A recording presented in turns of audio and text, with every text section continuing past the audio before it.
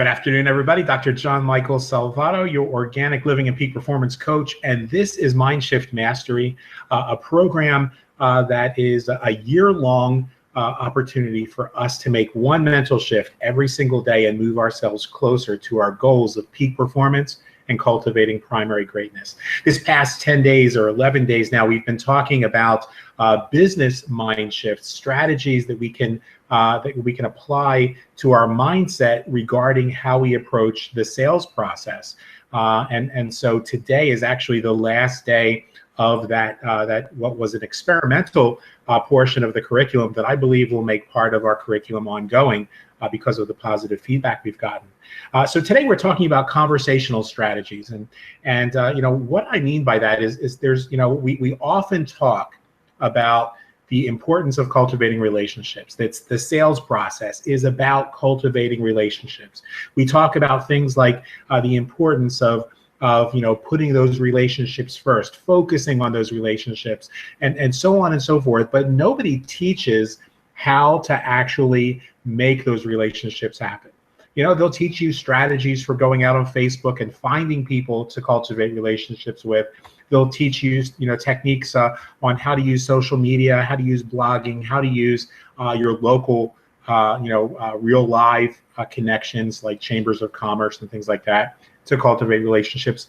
But they don't teach you how to actually cultivate the relationship. In other words, grow the relationship so that level of engagement happens. And so that's one of the things that, as I started to look at areas that I could address and add to this curriculum, that one was glaringly important to me. And I'll share a little bit why. And it's sort of a timely thing. It's amazing. It always amazes me how the universe just happens to unfold perfectly no matter what, despite what we might think in the moment, that these things fall into place synergistically. So there was an individual with whom I was engaged in business on multiple fronts, multiple projects that I was working very closely with, who recently, to just put it in the simplest of terms, did me dirty as can be. And I looked at what the big problem was there, other than a lack of integrity or this person's inability to follow through on just about anything that they touch, any project they get involved with. And I recognized that from the very beginning, I have to take responsibility for my part in this experience, that this is a reflection of something that I need to deal with, and I need to clean on, that I need to let go of or forgive. And it really struck me late last night that from the very beginning of this business relationship, there were problems with communication with this person. This person was just not the kind of person who really cares about other people if there's nothing in it for them. And they proved that last night or this morning when they threw in my face everything that they've done positive for me over the last year, 2 years, that had nothing to do with our business.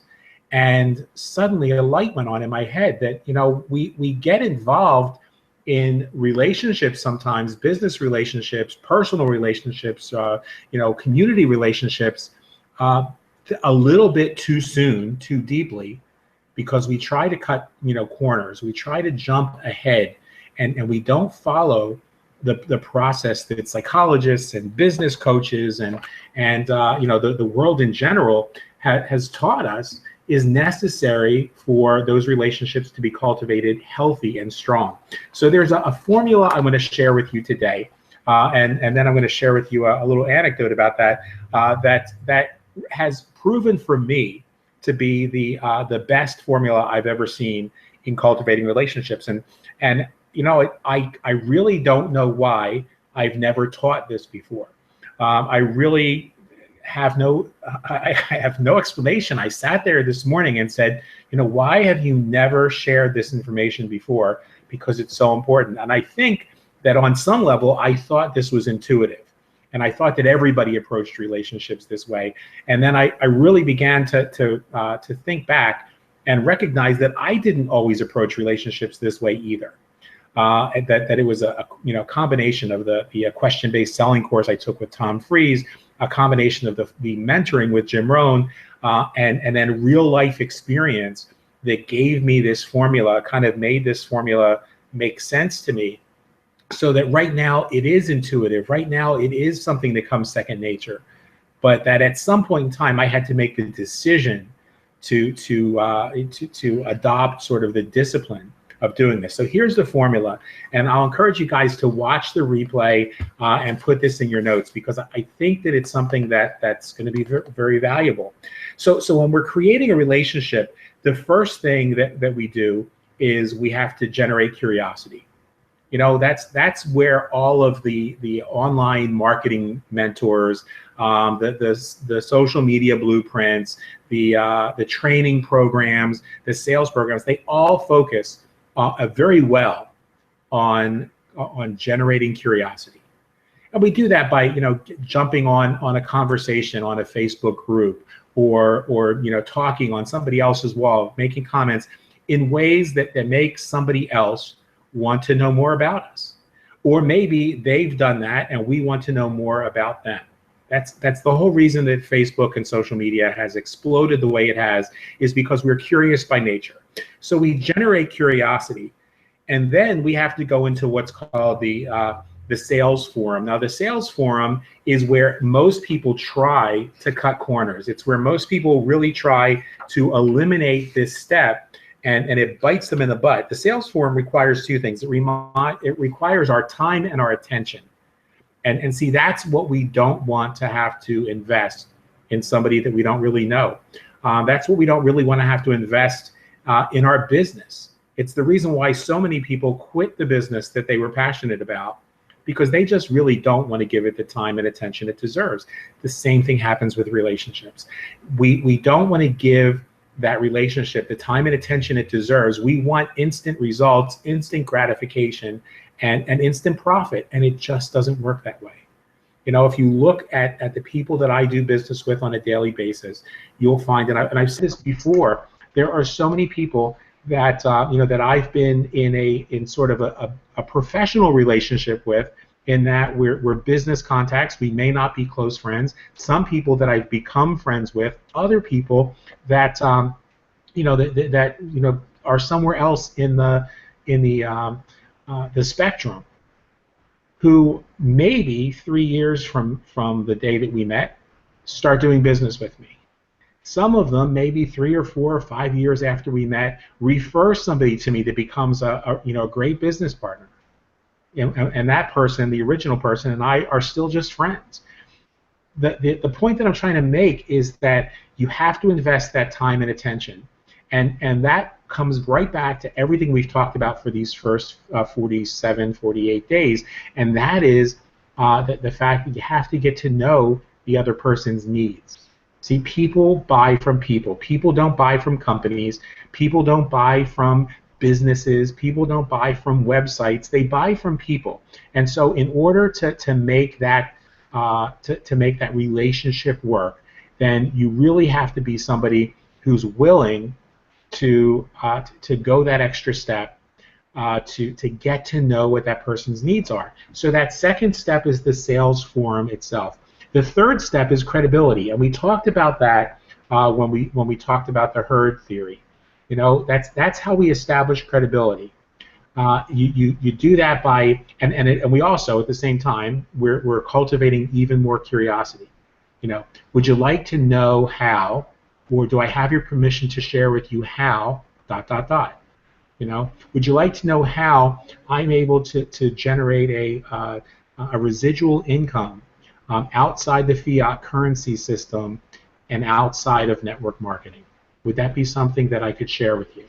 That's one of my simplest of sales pitches that build credibility, because now I've just told people what it is that I do, and I've given them the opportunity for that curiosity to be struck within them, so that we can talk at that next level. So that's the credibility factor. Now, from that point, once you've established credibility, people's natural tendency is, okay, they're curious, I'm going to go for the sale. And sometimes that happens because financially we are desperate. Sometimes it happens because we're just impatient.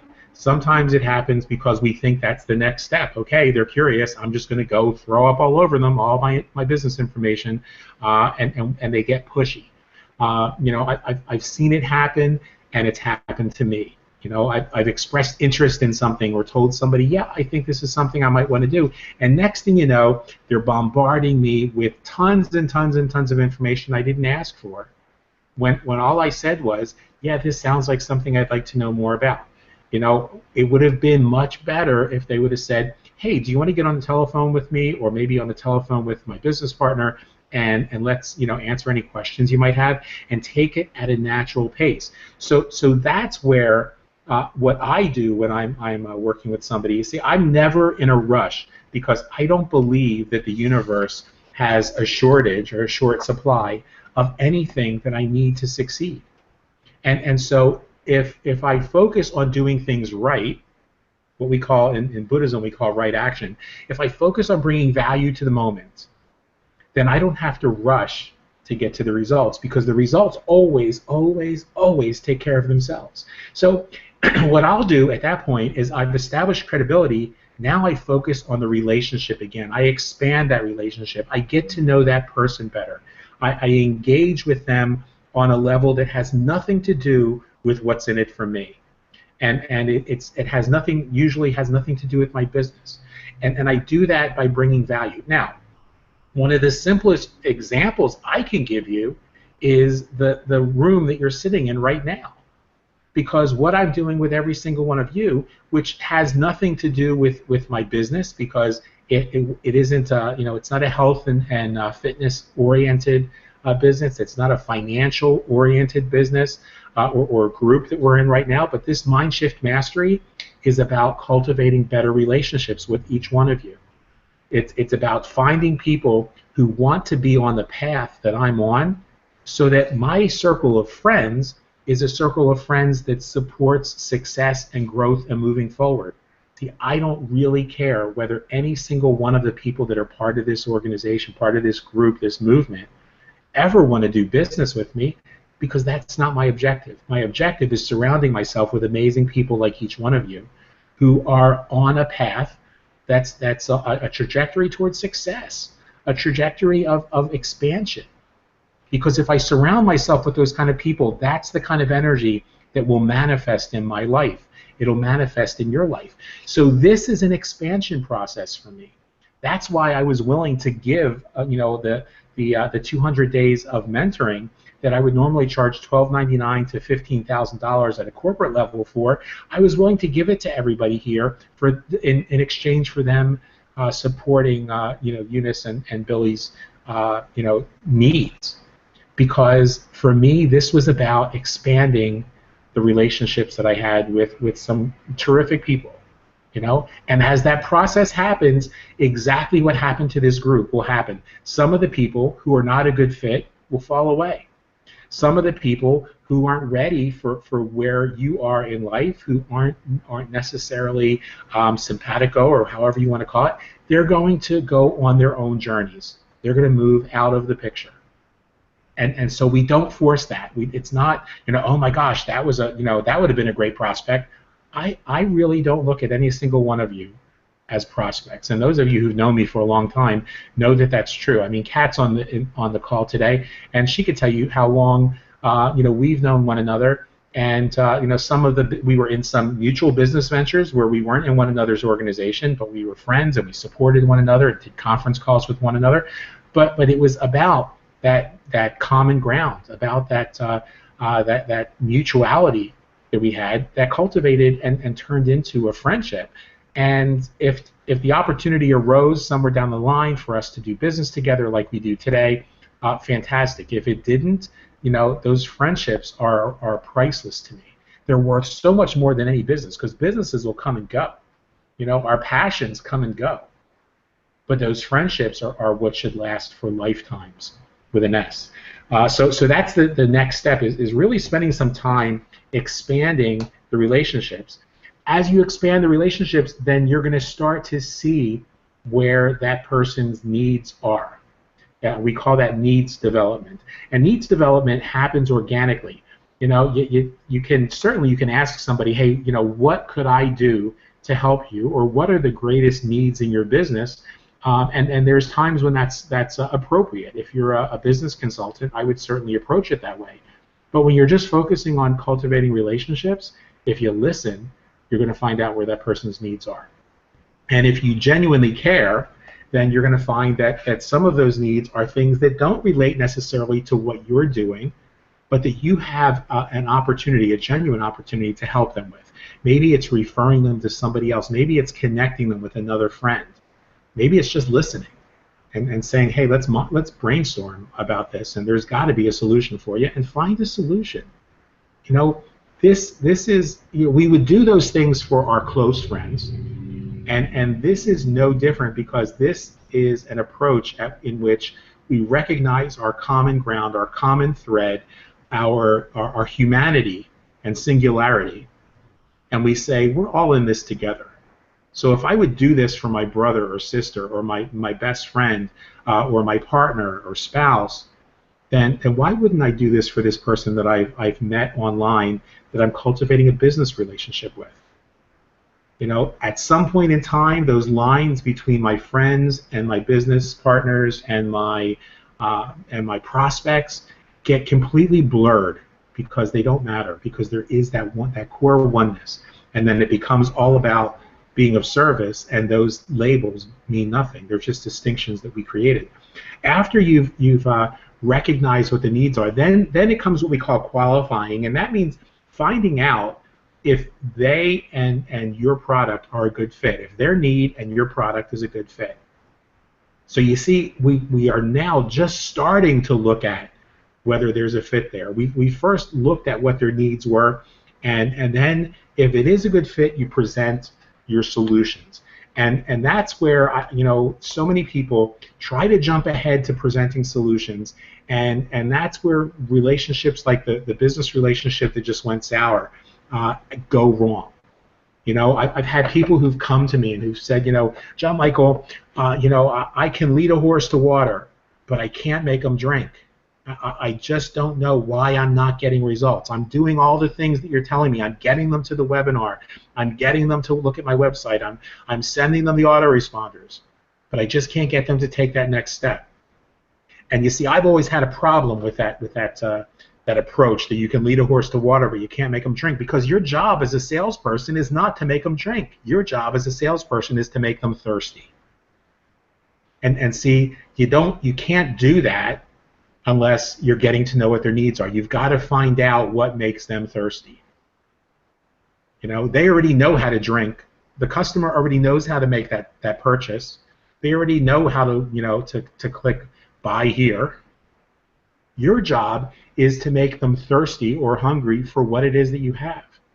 And that isn't going to happen if their needs are not a good fit. So at the end of the day, your original job is just to get to know people. And I can't think of a better life, a better path, or a better career to have than the career that I have right now, because my only job in life is to get to know people and find out how I can help alleviate suffering. That is friggin' amazing. There's people out there who are going to 9-to-5 jobs who hate their jobs. There's people who are in network marketing who've traded a 9-to-5 job for a different 9-to-5 job, a job that they hate.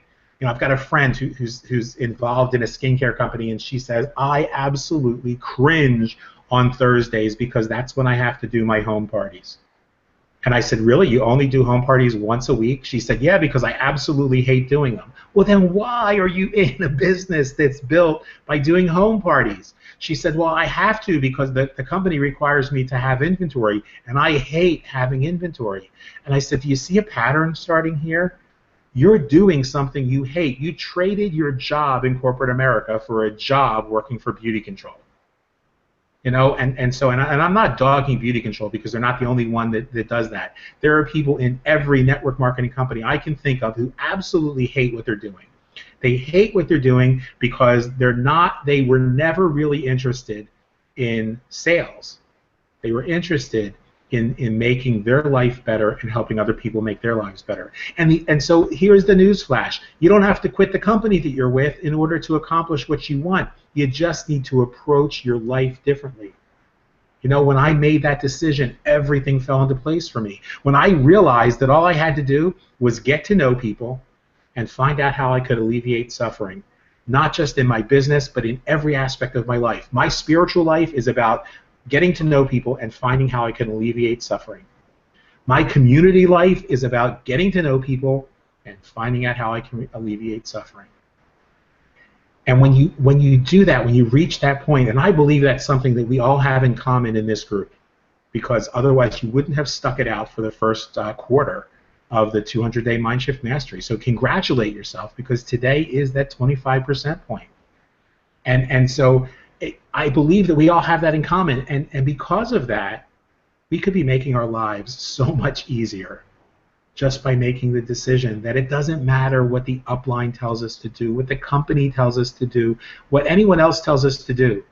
We need to follow what's true for us. Follow that part within us that calls us to greater service to one another. And so I think that that's really the key to my message today. And I really talked a little bit longer about this than I probably talk about a lot of other things, because this is something I'm just so passionate about. And I really wanted to end this piece of the curriculum on sales strategies strong, because now we move back into mindset.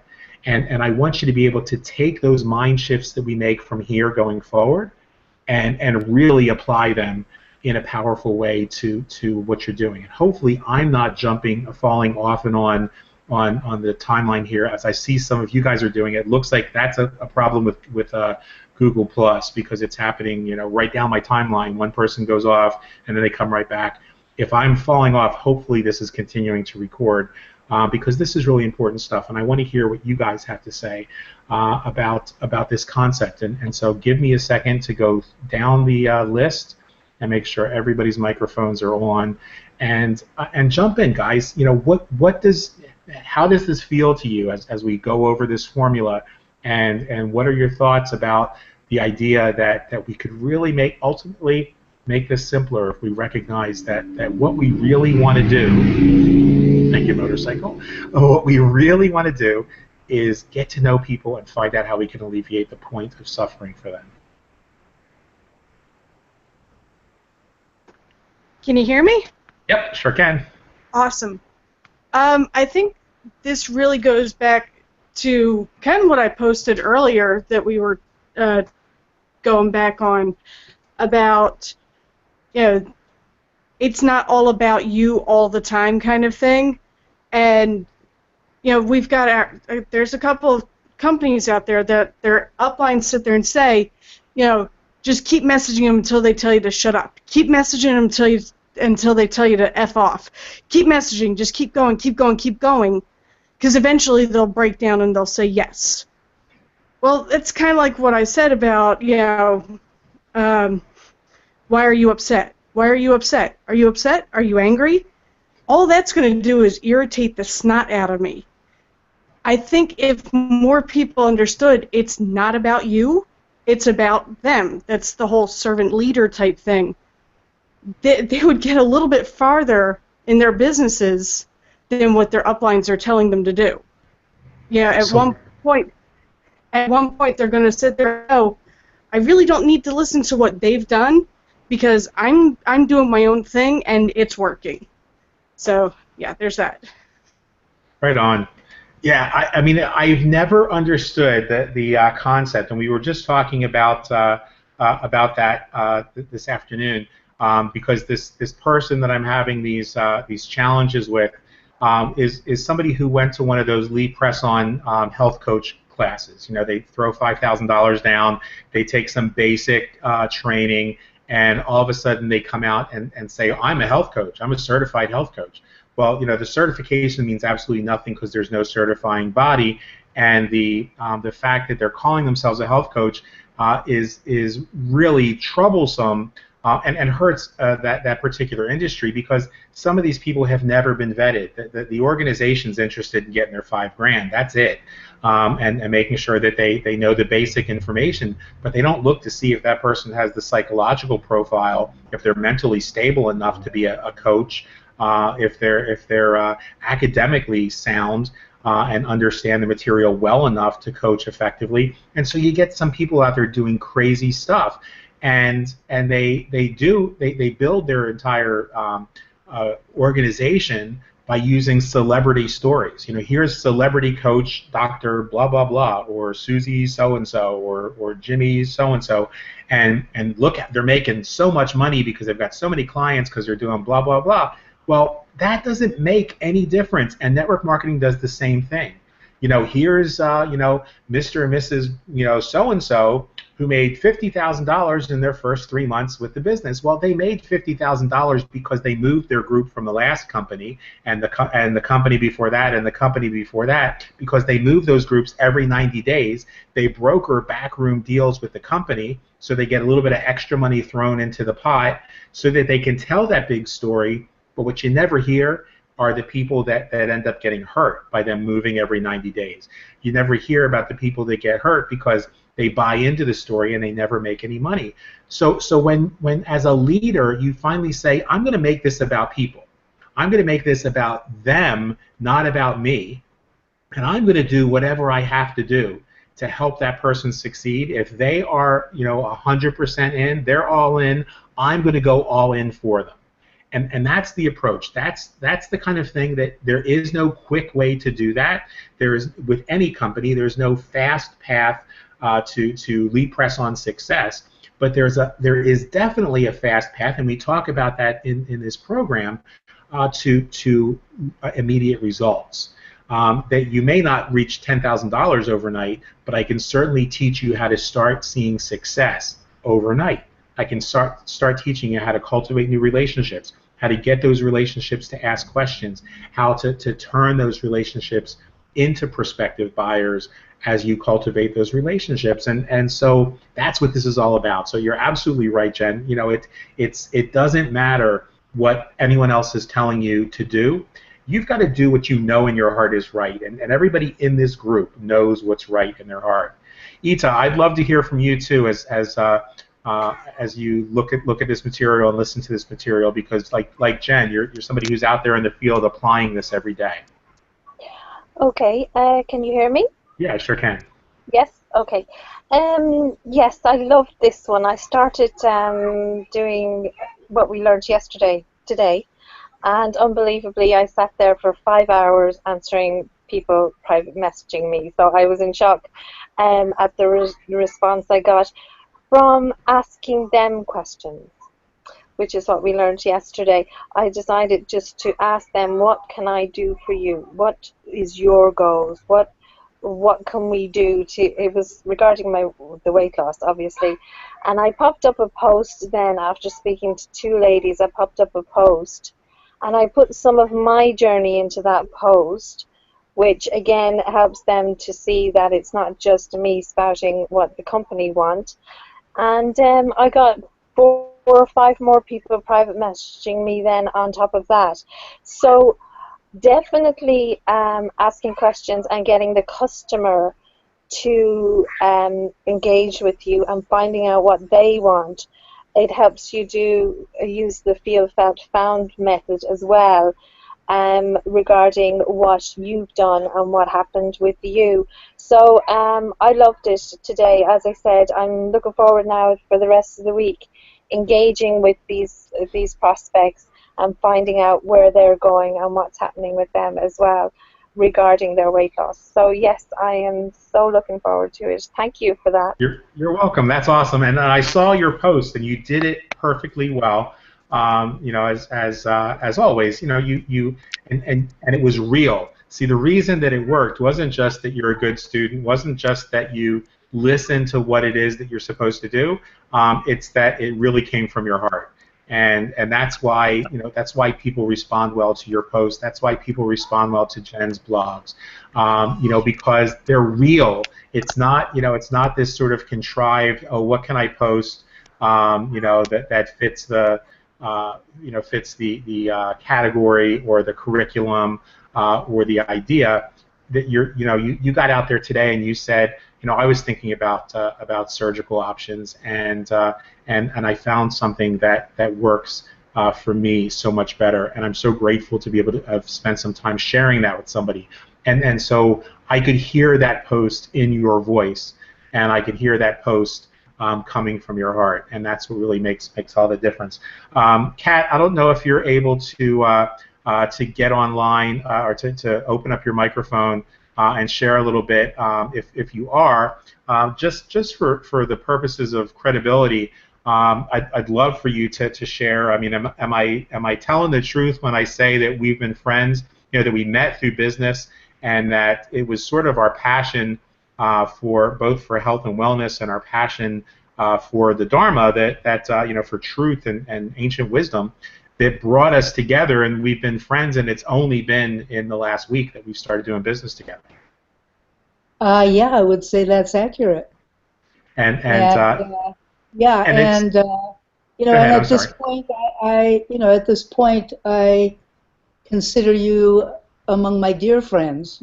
So we have a wonderful connection, and it's truly what you're saying about creating community and connection with others, and having that be the nature of what we surround ourselves in business, with surrounding ourselves with that in our business endeavors.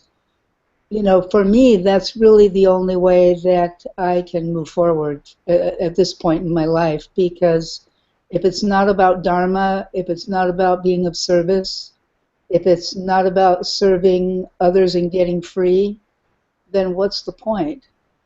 And also I certainly want to benefit financially and get my own life on track on that level more substantially. But I know that if I'm coming from this place of a pure intention, and one that's about serving and making a difference, that those details will fall into place. And right on. And I know that I have to, or that it's clear to me that the way forward is to trust and do what I can do today.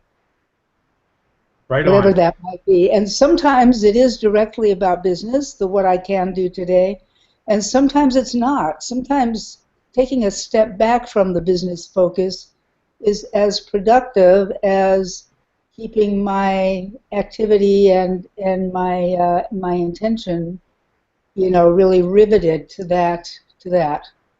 So sometimes taking a break and going for a day in nature is more what I need, and more kind of allows that incubation process to occur. I've planted the seed, or the gestation. I've planted the seed, I've watered the soil, and now I need to kind of keep my hands off while the germination process occurs that leads to fruition. Right on. Absolutely. I swear that we did not have a conversation before the show today about how I was going to end this show, but that is exactly how I was going to end the show. I was going to say that when you trust in this process, and I encourage you guys to do that, then sometimes that also means saying, now, excuse me, I trust in this process, and I let it do it, as we say on Fridays, when we're doing a mind treatment, I let it do its good and perfect work and return to me abundantly multiplied.